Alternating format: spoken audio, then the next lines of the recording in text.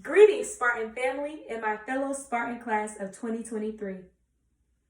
I stand before you delighted to be a speaker for today's wonderful, exciting occasion. We've come a very long way and are about to embark on an even longer journey. As I know all of us are extremely excited, I also know that there may be some of us who are a bit afraid. Fear can be very overwhelming. I know as I have struggled with anxiety for the past 5 years. Have you ever been so scared that all you want to do is stay in your room with a closed door for the rest of your life? Or so down and hopeless that you begin to seriously wonder if your purpose in life even exists? Well, this is the feeling that walked in my life 5 years ago. I was 16 years old, I was finishing my junior year of high school, and I had just experienced the passing of my father suddenly in the year earlier. I was on my way from school when I began to think about my fellow peers who had recently passed due to gun violence and health-related issues, along with thinking about the sudden passing of my dad. My thoughts then began to lean toward death. What about it? Well, that it actually exists. Suddenly, my heart began to pound harder than the normal amplitude I could remember, and I couldn't breathe. I was rushed to the hospital where I was told that I was having my first anxiety attack. After this came more attacks, more hospital visits, and more therapy visits. I didn't want to leave the house. I stayed in my room, and I would not go to class when I went to school. There were even college visits that I missed out on because I was so afraid. I realized that I let my fear get the best of me. I feared life. Then I realized it had to end. Fear had to end.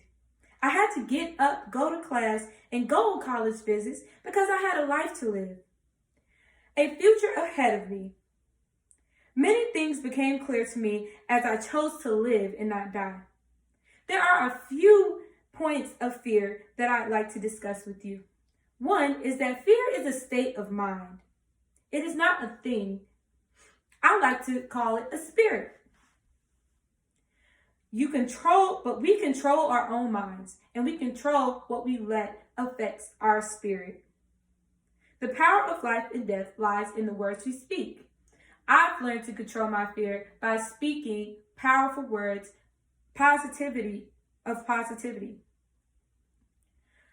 2, we are better than our fears. People are much more capable than what our minds can currently fathom right now. We can't see the future. But we belong in the highest rooms, and we are qualified for greatness. 3, it is worth it. Your passion is worth it. Your future is worth the grind. And your destiny deserves your best. So go hard in whatever you do. And that little voice in your head that's telling you that it isn't worth it, neglect it. In conclusion, I'd like to encourage each of you to never give up. You are not out of time until the clock stops ticking completely. So until then, keep going and go hard. Don't strive to just be an employee, but strive to be the highest officers in the establishment. Know that you deserve a seat at the table. And if you are refused, create your own table and invite your brothers and sisters to break bread with you. Whatever you do, do not be a victim to the spirit of fear. It is okay to be afraid. It is human to be afraid. However, it should not define who we are. And it does not define who we are if we do not let it. As we move forward through our journey, I challenge you all, as well as myself, to conquer fear. I challenge you all to live and not die. Congratulations, my fellow Spartan family, class of 2023.